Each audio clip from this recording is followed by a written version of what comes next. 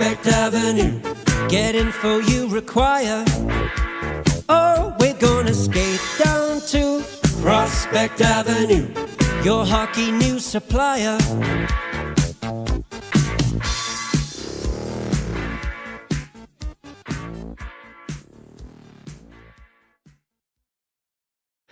All right. Hello, old friends. Welcome back for another episode of the world famous Prospect Avenue podcast. I am your host, Chris Baker, here in the bunker in lovely Hamburg, New York. It's been a little bit.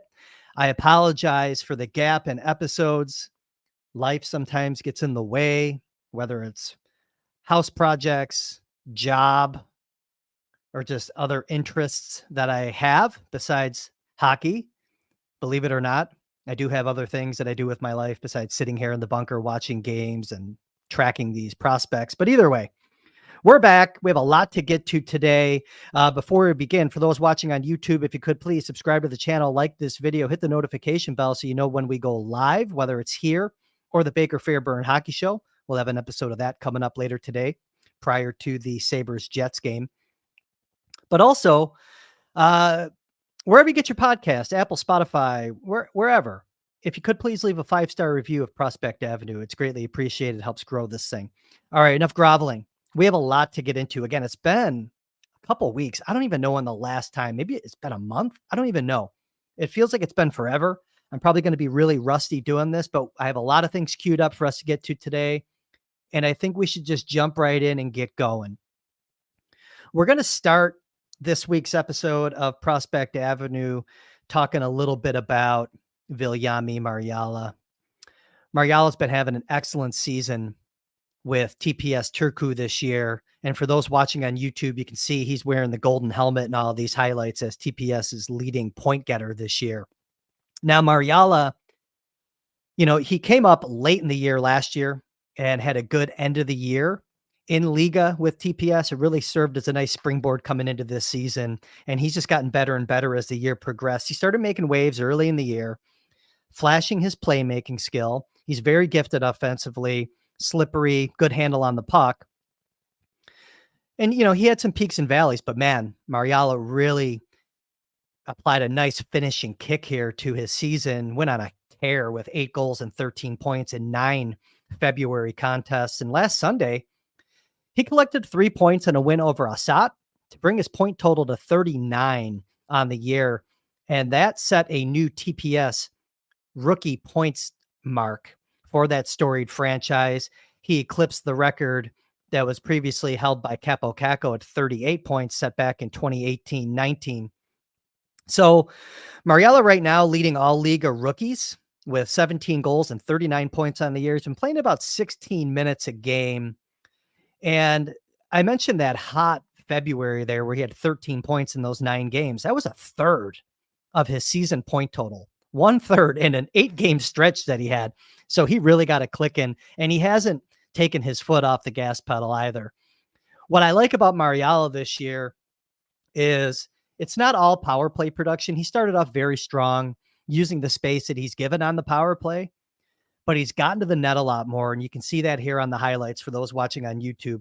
He's really starting to drive the net more, getting right to the edge of the crease and making plays there where you need to, getting some grimy goals. And you got to remember, this was a player that did 2 years in the Quebec Major Junior Hockey League, played for Patrick Waugh on the Quebec Remparts, has an idea of what North American hockey is all about. I think he took those learnings back with him to Finland, and he's kind of baked that in to his development path that he's currently working right now with TPS Turku. So TPS has 3 regular season games left, and they need to keep their foot on the gas pedal. They currently have a 3-point lead for the final Liga playoff spot, and they have 2 chasers right behind them that each have a game in hand. So they're going to need Marjala, to keep going, maybe get to that 40-point mark. You don't see a lot of rookies in Liga get to 40 points. So again, really nice statistical season that he's having, but there's more to the numbers. Again, it's how he's doing it. It's not just, scoring from range.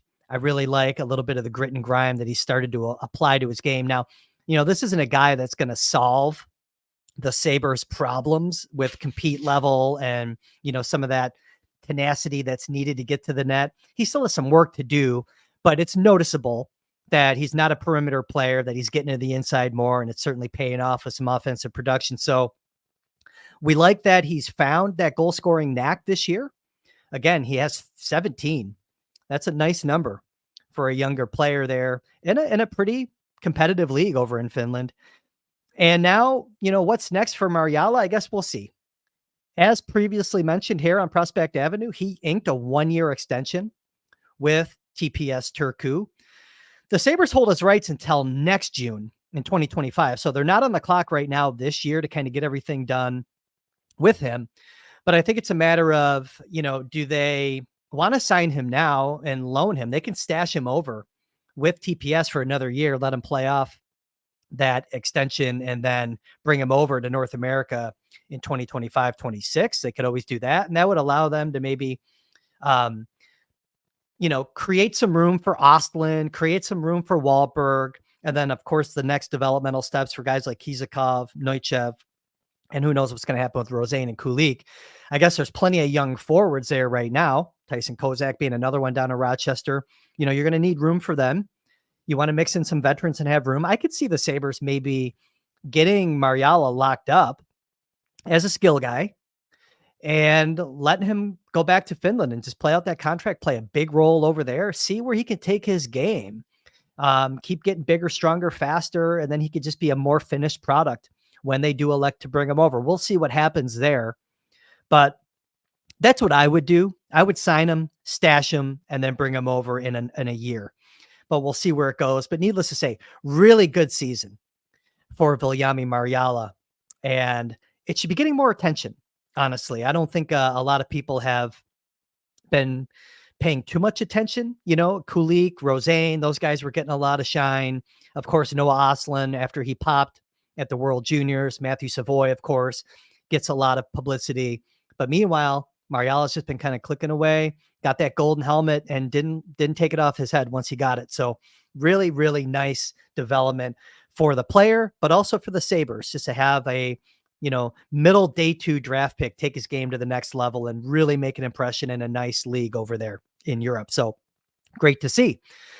So I just mentioned Matthew Savoie, and I think we could probably transition over to what Savoie's been doing. So he had a little bit of a injury that he was dealing with. He came out for a game in Calgary on February 10th. He was out for warmups and wasn't feeling great.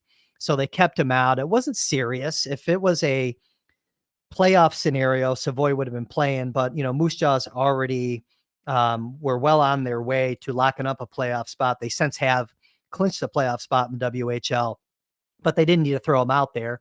They kept him off the ice, frankly, because they could. So, but he's been back. He played it safe. They brought him back. He was out week to week. And, after missing 4 games, he's just picked up right where he left off. So, again, we'll just kind of throw a highlight package up and talk over it here for those watching on YouTube. But he came back, and in his first 3 games, Savoie had 4 goals and 3 assists. That was heavily influenced by a 5-point effort that he put together in a big 9-4 Moose Jaw win over Tri-City. But you're going to see a trend here with a lot of it, a lot of the goals that he scored this year. He goes between the legs, whether it's on breakaways or if he takes a puck in the circles. He tends to find space underneath the goalie. And that's a really skilled shooter move. Wanted to call that out. You're going to see that a lot in the highlight pack that's playing here right now. But in a lot of the videos that I tweet, you'll see it. It's just something to look out for as he turns professional next year. Bigger goalies have bigger holes. And if he's going to be able to find those at the professional ranks, so many guys go high blocker, high glove. Meanwhile, Savoie just comes in and he's always seemingly finding a way to squeeze the puck underneath the goaltenders through the wickets. Something to look out for, like I said. But he's just been cranking away as expected, as he should be in the Western Hockey League this year. He currently leads the WHL with 2.04 points per game. That includes 25 goals through 27 contests this year, split between Wenatchee and Moose Jaw. He's second in the entire Canadian Hockey League. World Junior teammate Jordan Dumais, who's up in Halifax, has a leg up on him. But he's just been cranking away. And look, I think Sabres fans should be really excited. I know every time he goes down with an injury, you get a lot of negative comments coming in on social media. Look, I think a lot of that is a product of the way he plays. He's flying to the net. He takes, he gets some nicks and bruises. And as he gets bigger and stronger, this is going to be another important offseason, a strength development for Savoie this year. He'll just be able to, maybe endure the rigors a little bit better than maybe he's been set up for to date. So the speed, the competitiveness, everything's there. You get some questions from time to time. What's the difference between Savoie and Benson? It really is pace. They're both highly competitive. Savoie certainly plays the game at an elevated pace. His straight line speed is superb. Benson just has this crazy brain on him. He's just very intuitive. The puck just seems to find him, but he's so smart and dogged off the puck. He's always in the right spots. I've loved watching Zach Benson this year with the Sabres, but they're not too different competitively. I think Savoie's faster and Benson just has a next level brain. And trust me, Savoie thinks the game very well, but that's just how special Zach Benson's been. So wanted to kind of talk about those players. It's going to be nice to see them be together again at some point. And look, it's going to be a really interesting offseason for the Sabres. I like the prospect of Matthew Savoie in the NHL at some point next year, maybe a little seasoning in Rochester. We'll see. There's a lot of roster building that needs to happen this offseason for Kevin Adams, and where Savoie fits in, we're not sure yet, but super talented shooter, super talented playmaker, certainly has NHL pace.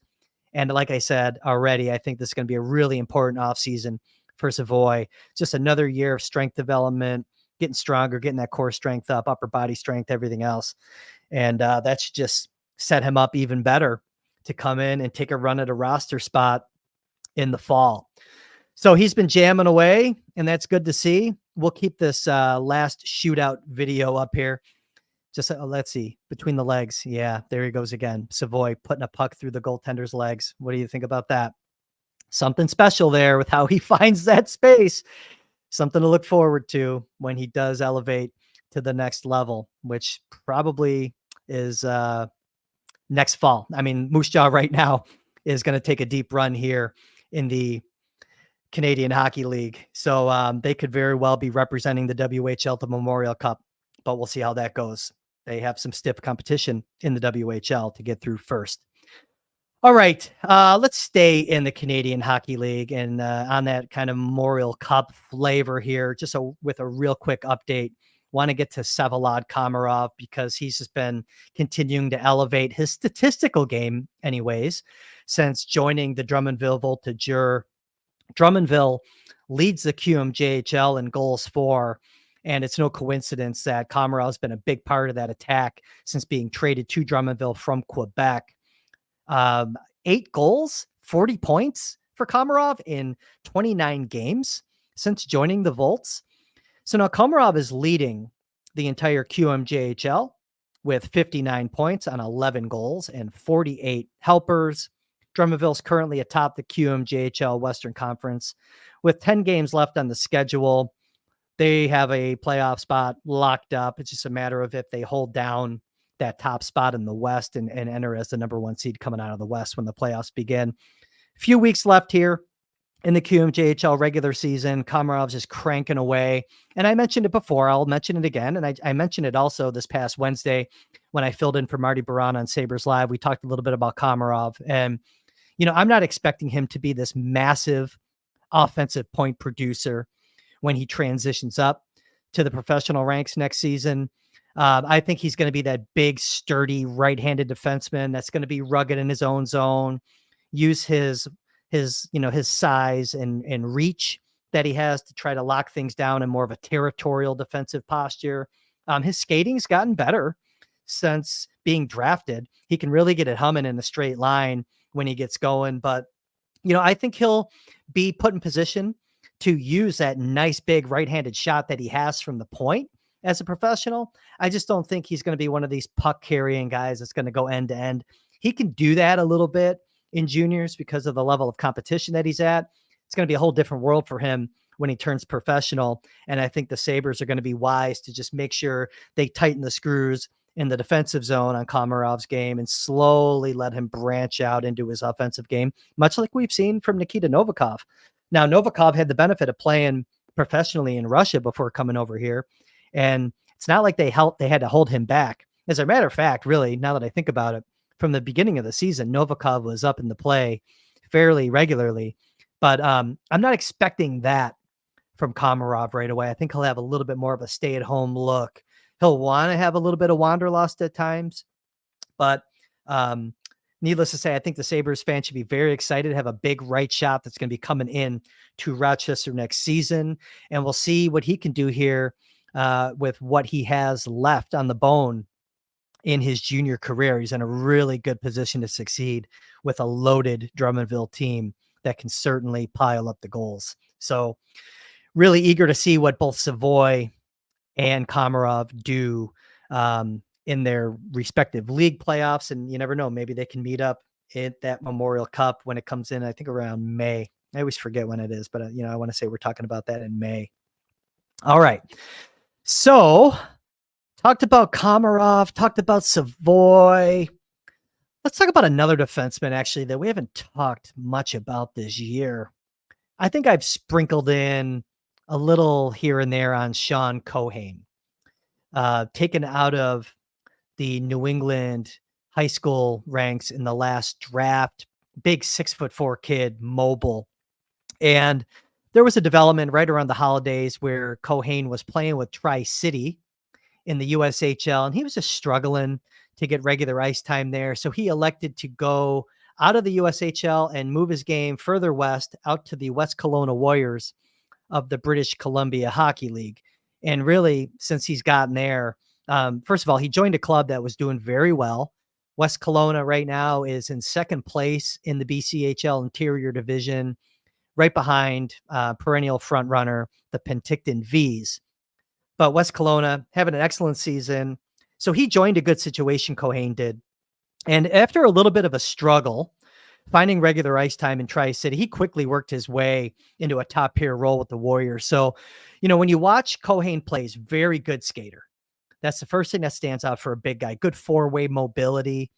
And he's not shy physically either. He's really good battling in front of the net, tying up his checks. He uses his body, his reach well. Some of the things that we were talking about with Komarov is what you kind of see from Cohane right now. We just haven't talked about him a lot this year. But everything's been leading up to him being very comfortable now in the BCHL, and the points are starting to come. He has 8 points in 18 games since moving to the BCHL, but he has 5 in his last 5. Now, the offense is nice to see, but again, his game is going to be marked by that agility, mobility, and how he uses his size in the defensive zone. Pinches with confidence. He's really good at intercepting passes in the defensive zone and starting the transition game. And he's not shy also about kind of moving with the flow of the attack. That's one thing that you notice with him now that he's really settled in to the BCHL and he has kind of his game calibrated against that league's level of competition.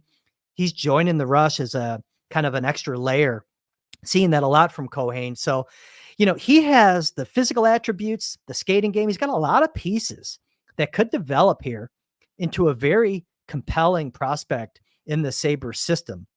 And it's going to be interesting to see how Harvard handles Cohane next season. So Cohane committed to Harvard and expected to enroll in school this coming fall. Now, when you look at Harvard's roster, they don't have any senior defenders on their roster presently. So it looks like most of those guys are going to be coming back. And they have 6 defensemen on their roster today that are NHL draft picks. And Cohane is one of 4 blue liners that are part of that 2024 entry class. So something needs to happen. I don't know if they're going to keep Cohane back or if they're going to bring him in. Maybe there's going to be transfer portal activity. We'll see. But either way, I think Cohane's going to be chomping at the bit to enroll at Harvard and get back to his home state of Massachusetts at the end of the season. We'll see where that goes, but definitely something to keep an eye out for, just because there could be a little bit of a logjam there on the Crimson Blue line if they don't move a few of those guys out. All right, so we've talked about 2 forwards. We talked about 2 defensemen. Where will we go next? I got a lot of packages already queued up here. I think we should talk about some guys, maybe go beyond the stat sheet a little bit. On the Baker Fairburn Hockey Show, this season. Been a lot of chatter when talking about the top club team, the Sabres at the NHL level, just kind of the inconsistent compete, maybe an inconsistent ability to get to the net. I still think that the NHL in many ways is a paint dominated game, and you got to have guys that have that tenacity, that willingness, that desire to get to the tough areas of the ice. And I wanted to point out a couple of the prospects that might not be lighting the world on fire statistically.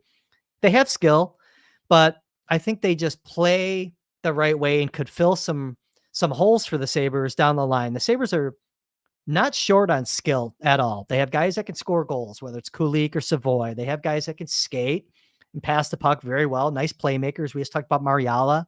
Savoie is in that bucket. Roseanne's speed burner, starting to get inside a little bit more. But in terms of those role players, those guys that are going to be very difficult to play against. A couple guys and maybe a couple just video clips I want to point out for those watching on YouTube. And I think that leads us into maybe let's talk about Prokhor Poltapov. Okay, so over in Russia right now, the KHL playoffs are underway, and Poltapov still fighting a little bit of an uphill battle to get regular playing time in the CSKA lineup. In the regular season, he averaged over 10 minutes of ice time per game, picked up 5 goals, 8 assists. And in the first 2 games of their first round playoff series against Loco, he's earned 8 minutes and 59 seconds and then 8 minutes and 51 seconds in the second game. So CSKA and Loco, they split those first 2 games. It's a 1-1 series. Now, regardless, okay, this is a player that when it comes to finding guys that you want to see compete in a fearless manner consistently, Poltapov is one to have earmarked. He gets his takeaways. He can play physical. He makes plays with the puck offensively. I just really like his game. It's a multi-tool player. He speaks to me on a lot of levels. And I wanted to show a shift that he had last week. So while the ice time has been consistent in the KHL, he did go down last week and play 1 playoff game for Zvezda. That is CSKA's VHL affiliate. So the VHL is kind of like the AHL over in Russia. And he got in that little gap between the end of the regular season and the playoffs, went down to try to help Zvezda, and he played for 26 minutes and 53 seconds in an overtime victory. Didn't get any points in that game, but he has been a pretty big offensive contributor when he does play in the VHL this season. He played 5 regular season games down there. He had 5 goals, 2 assists. So total impact player. Just that experience of playing in the KHL, that speed and, his tenacious style, it just brings him to become a pretty prominent player when he is at the VHL level. And he showed that on Monday. Didn't get any points, but he was impactful all over the ice. And I want to show a shift here from that game that kind of gives you an idea. Again, it just speaks to me on so many levels. This is just more of a snapshot of his physical style and just his engagement level when he's out there on the ice. So this is midway through the first period. I'll just kind of let it roll here. Poltapov's going to be wearing 13 in red, and he's going to start by making a soft dump here when he gets the puck on his stick. So this is Poltapov coming into the neutral zone. He's going to loft the puck up. It gets intercepted, but here he is. Goes for a hit, almost elbows a guy in the head. Now, CSKA's going to, again, transition to the offensive zone. Poltapov's going to get in on the forecheck, go around the net here and try to cut the play off. Takes a run at the defender, just misses him, hits all glass, but throws his body into the hit. So total engagement. Now he's going to come in here at the bottom of the screen and get tangled up with a player here, sends him to the ice. That was Poltapov there on the left wing boards. Now the play is going to transition back into the offensive zone. Poltapov's going to cut the play off here on the boards, try to go for a setup. Now go to the front of the net and get into a little cross-check battle with his check. Again, total engagement, drawing attention. You like to see it.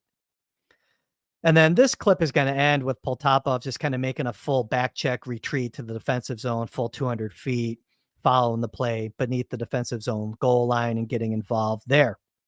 So we know he can do good things when he gets the puck on his stick. And he's just tenacious in his style, kind of a bull in the china shop, not allergic to contact by any means. And I just think that if the Sabres can get Poltapov to develop into an Ivan Barbashev type of player, they'd be very happy. Now, again, it's not an exact stylistic mirror to Barbashev, what Poltapov brings, but Longtime followers of the Sabres Prospect Twitter feed, or back when I was writing for Sabres.com, I was a huge fan of Ivan Barbashev when he was in the queue. Played with Moncton.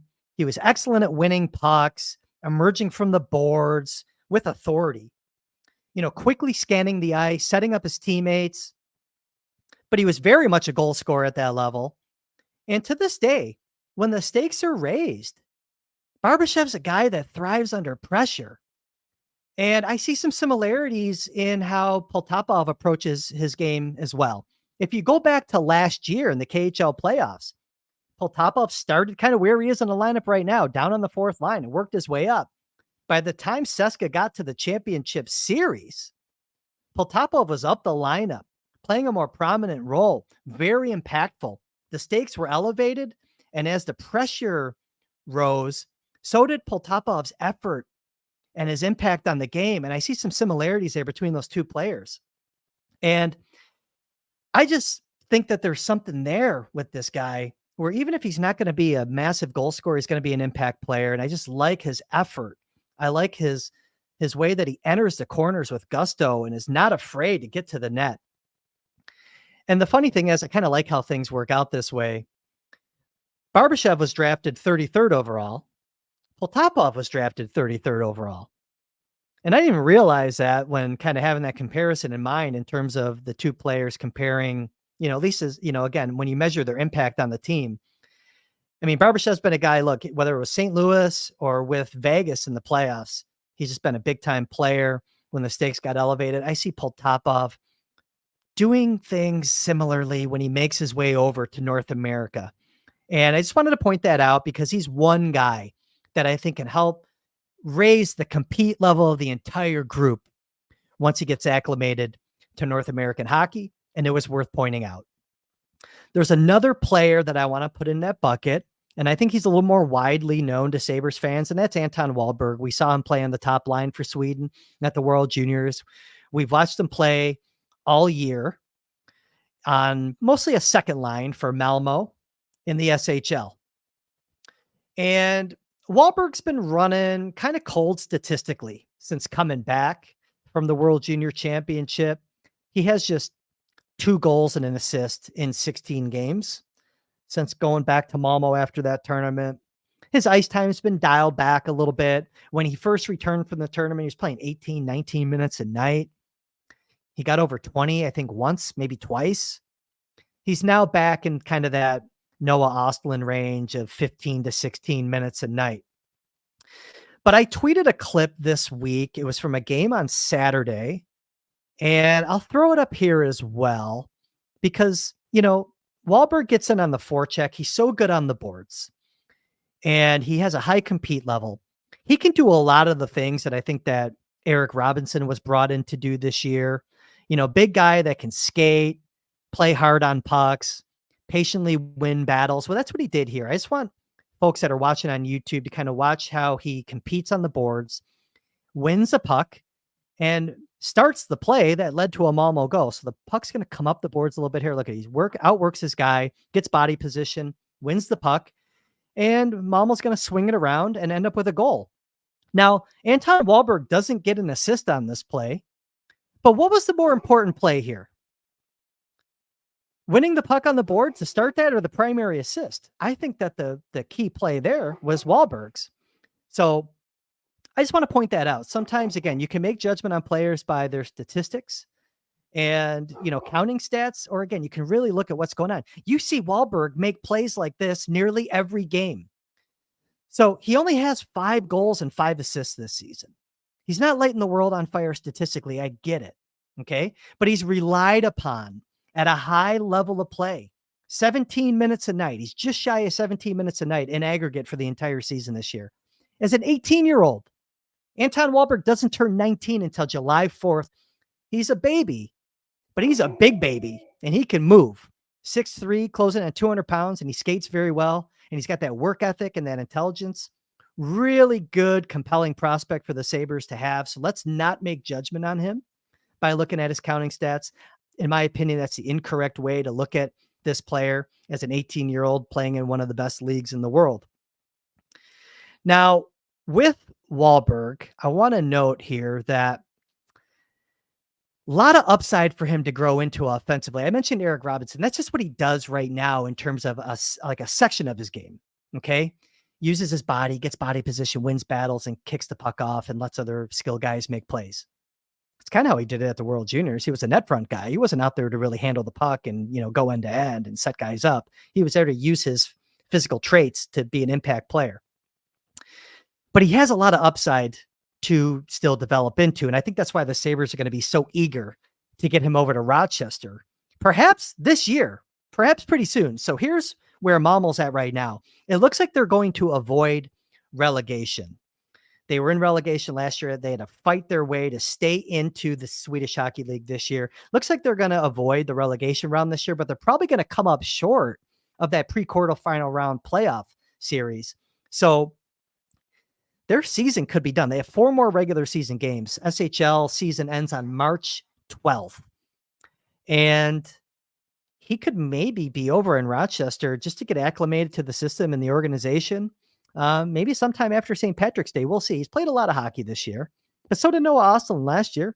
He had some injuries. I get it. He was rehabbing injuries. But I think that if the Sabres have their druthers, and if Malmö doesn't make the playoffs, they'll fly him over here and have him spend some time with Seth Eppert's staff and get familiar with the rink and the system and just be around the team. It just gets a head start for everything that they want to do leading into development camp, leading into training camp, and especially leading into next year's AHL season, where I'm pretty confident Anton Wahlberg will be. So let's keep an eye on that. Maybe we see him a week after or so his season ends. We don't know if he's going to need time to rehab anything, if he's going to need some medical work. Who knows? We always hear the old adage in hockey, right? Everybody's nursing something this time of year. Same could be true for Wahlberg, but either way, I'd be very shocked if he doesn't get over to spend some time in Rochester this spring. Just a real quick note, I guess, while we're here on Noah Ostlund. He's another player. He came back from the World Juniors and was red hot. He had 4 goals and 6 assists for 10 points in his first 7 games back. And then kind of the production tailed off a little bit. But just this week on Thursday, he had a 2-assist game to snap a 6-game funk that he was in. So 2 assists in Växjö's 5-2 win over Linköping. Ostlund's been playing about 14, 15 minutes a night, kind of settled into that third line center minutes, but looking good. Just like we talked about with Wahlberg. You have another really smart 200-foot player, very effective off the puck play from Noah Ostlund all season long. So, statistically, he's kind of dried up a little bit with just a goal and 2 assists in his last 10 games. But Växjö right now, second place in the SHL. This is a player that's going to have a playoff run for sure. So they're 3 points behind Färjestad for the top seed in the SHL playoffs. So right now, Växjö in second place, 3 points behind Färjestad. Färjestad is red hot, man. They've won 10 in a row. And it'll be interesting to see if Växjö can catch them and earn that top spot. But there's your Noah Ostlund update. We're already 33 minutes in, and I'm almost done with everything that I wanted to get to. Got a couple other notes, so we're not done yet. It's been a while, so just kind of hang with me for a few more minutes, if you would, please. All right, we got to crank through a few more guys. Just want to give a quick update here on Scott Ratzlaff, Seattle Thunderbirds goaltender. He's just been keeping his team in games really since coming back from the World Juniors. I think it was last episode of Prospect Avenue. Again, I can't remember. It was so long ago.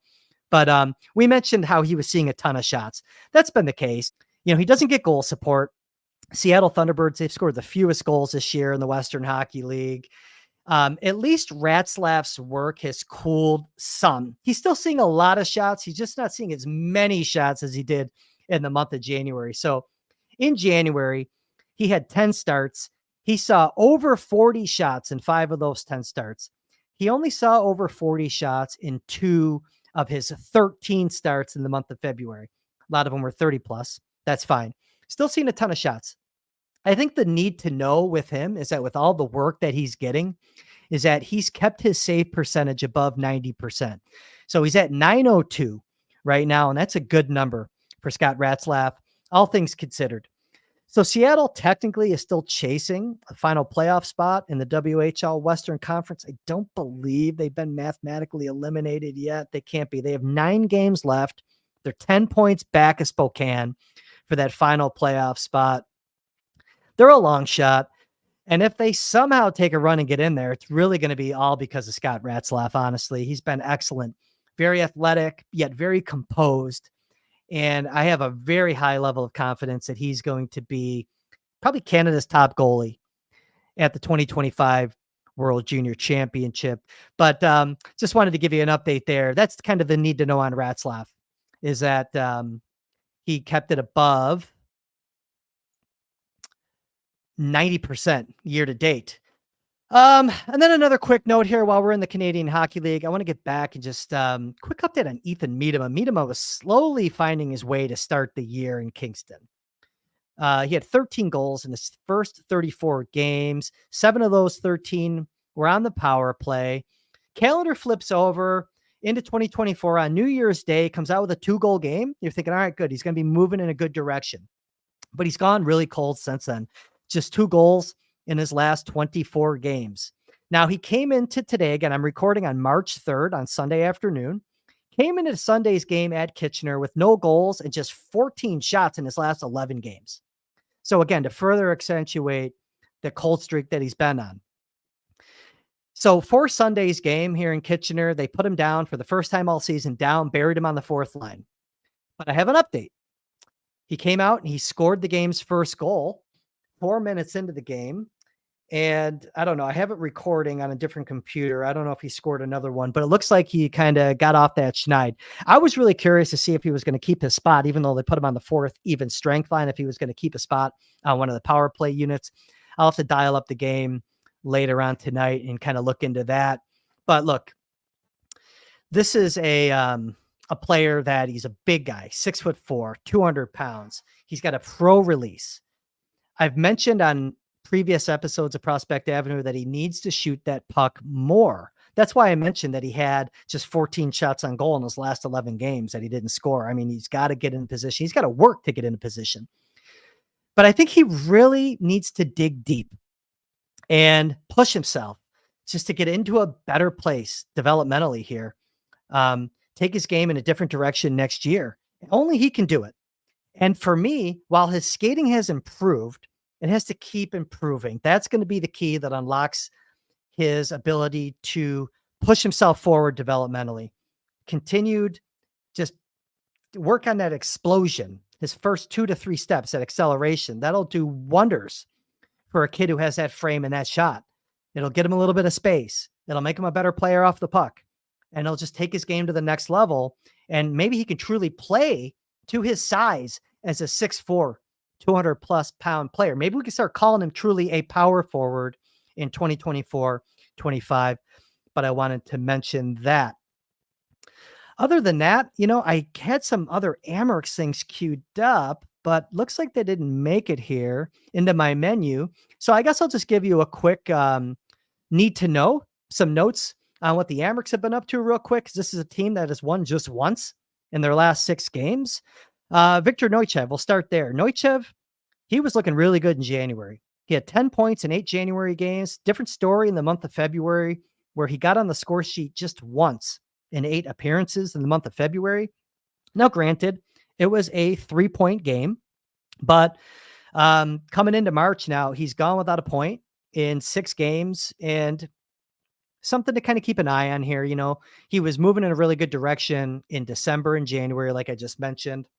Unfortunately, he's kind of tapered off a little bit, like a lot of the Amerks have, frankly. Like I mentioned, 5 losses in their last 6. But overall, still very pleased with Neuchev's adjustment this season. And of note, he's leading all of the Amerks forwards with a +8 on the year. And if we're talking Amerks, we might as well talk about Kulik and Rosane. So Yuri Kulik, he's remained back at center. He was out for a little bit, like I mentioned, with an injury. He had a 5-game point streak snapped on Saturday in the Amerks loss at Belleville. He missed 5 games due to an upper body injury, but he's looking healthy here. Now played 3 straight, looking good health-wise. But it's kind of interesting, even though he missed so many games, whether it was due to World Juniors or injury, Kulik is still leading the Amerks with 108 shots on goal this season. And now on the shots on goal theme, want to talk about that as it relates to Isak Rosén, Kulik's line mate all year long. So Rosén had himself a 3-game point streak coming into Saturday's game against Belleville. That came to an end. So, Kulik and Rosén kind of running a little cold lately, even though I said, Kulik had a 5-game point streak. Overall, since World Juniors, since coming back, Kulik has not produced at the same rate as he did earlier in the year. It's been the same story for Isak Rosén. Now, Rosén has just 5 goals in 24 games of calendar year 2024. And he's done a really nice job rounding out his total game, but they got to get him in position to shoot more. He's averaging roughly 2 shots on goal per game. It's kind of standard. It's kind of normal, but you want to see him work his way into position to get even more involved in the attack and generate more shots on goal, especially as things tighten up here down the stretch and they head towards a playoff run. But really, the true story for the Amerks has been Devin Levi. He's been great these last 3 weeks. Levi has faced 35 or more shots in 7 of his last 9 starts. He's had 1 game in that 9-game stretch where he had over 40 shots and 1 game where he saw over 50 shots. And in those 9 games in the past 3 weeks, he has a .934 save percentage. So throughout his whole 15-game AHL voyage this year, he has a .926 save percentage. That would rank 3rd in the entire AHL if he had enough minutes to qualify. He's probably 2 starts away from having the requisite minutes to qualify on their official goaltending stats list.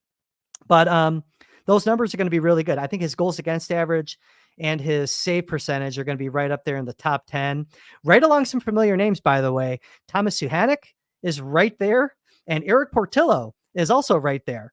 Suhanek was with the Sabres at the Prospects Challenge a couple of years ago, and Eric Portillo, of course, a former 3rd-round draft pick of the Sabres, came out of the Frölunda program, went to the Dubuque Fighting Saints, and then spent a couple of years with the University of Michigan.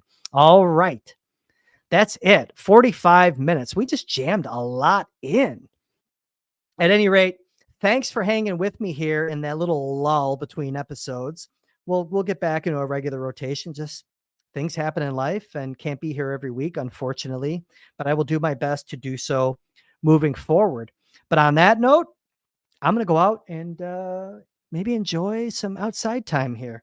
Temperature 56 degrees here on March 3rd, 2024 in lovely Hamburg, New York. That's a cue for me to get outside, walk the dogs, maybe have a beer. What do you think about that? Until next time, I'm Chris Baker. Thanks for stopping by.